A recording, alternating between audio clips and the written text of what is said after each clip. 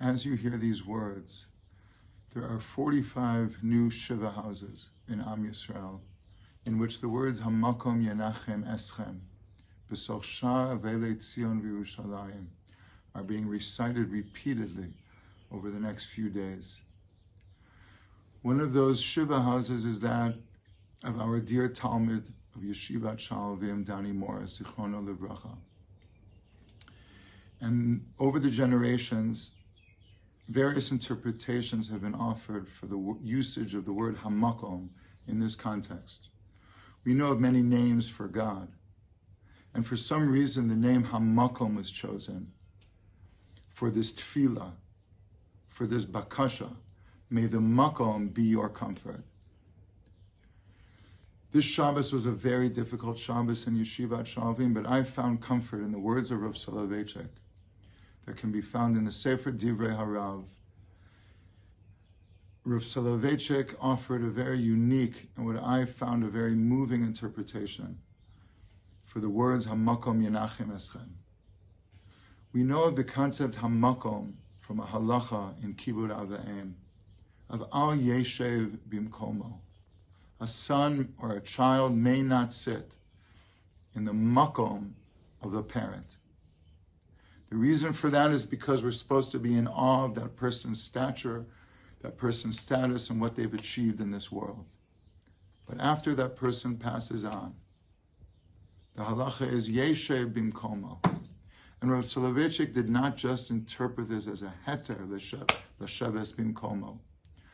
But this halacha is symbolic of the fact that the child need not accept passively the gzera min hashamayim to lose that loved one, but rather yeshe bimkomo. It is now time for the child to look to that parent and say, what is it that I can learn from my father or from my mother that I have not yet integrated into my life? Something I can adopt, something I can do where I can more lihikanes limikomo, to enter that person's place. And that, said the Rav, is hamakom yenachem eschem. That ability that we have, lihikanes limikomo, not to passively accept the gzera, but to actively fill that person's footsteps in whatever capacity that we can. This is the greatest Nechama.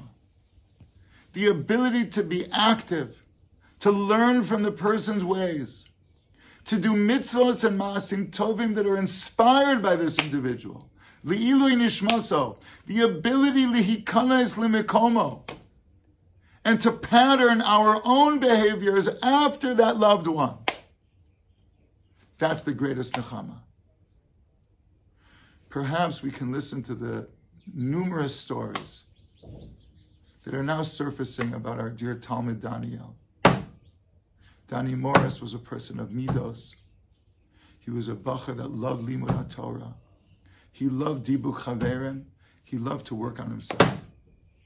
And I heard him say with my own ears, I don't want my year in yeshiva to be something that doesn't change me, that doesn't form me. I don't want it just to be stuck in my brain because of the information that I've taken in.